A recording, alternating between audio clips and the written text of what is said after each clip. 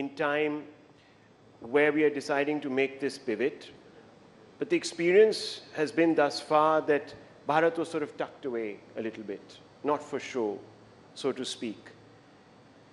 You're now taking Bharat in, but we still sort of live with Make in India, Make in Bharat, Make in India, Made in India, etc. Ubharta Bharat, Made in India, how does that sound? नहीं, इन्होंने कहा कि भारत गूंज रहा है.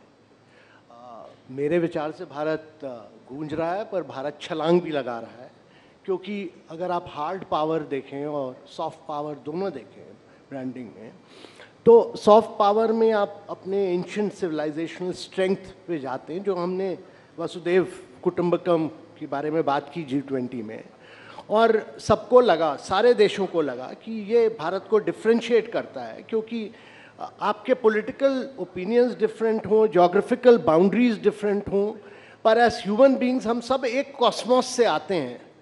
और दूसरी चीज़ जो सबको लगी कि सब में एक कंसेंसस बनना ज़रूरी है, तो ग्रोथ का इश्यू हो या ग्रीन डेवलपमेंट पैक्ट हो या विमेन लेड डेवलपमेंट पैक्ट हो, इसमें चाइना, सऊदी अरेबिया सब ने कंसेंसस अचीव की. और इंडिया ने ये दिखाया कि हम emerging markets, G7, Russia, China सबको एक साथ एक जगह ला सकते हैं.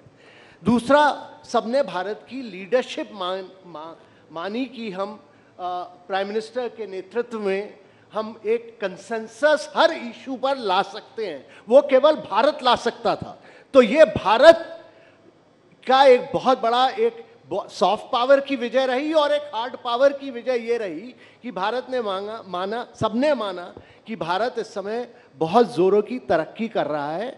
देखिए, हम इस समय डिजिटाइजेशन पे नंबर 1 है, हम इंफ्रास्ट्रक्चर पे नंबर 1 है, हम ग्रोथ पे नंबर 1 है. दुनिया की जितनी ग्रोथ हो रही है उसकी 20% ग्रोथ भारत से आ रही है. तो यही एक समय है कि आप अपनी पूरी ब्रांडिंग, ये समय है भारत का, और ये समय फिर कभी नहीं आएगा. तो इस समय एक आपकी एस्पिरेशन है, आपकी एम्बिशन है, आपकी एनर्जी है, आपकी वाइब्रेंसी, आपकी डायनेमिज्म है, वो सब कैप्चर इनको करनी है इस समय. Well, as long as it's not just a topical change, as in you rebrand, but the reality must also change. So that's what you're trying to say. मैं ये कह रहा हूँ कि इस समय एक, क्योंकि हमने बहुत अचीव किया है, और बैंक ऑफ इंटरनेशनल सेटलमेंट ने कहा कि जो आपने 9 वर्षों में किया वो भारत को 50 वर्ष लगते अचीव करने में. Right. तो एक सेंस ऑफ नेशनल प्राइड है.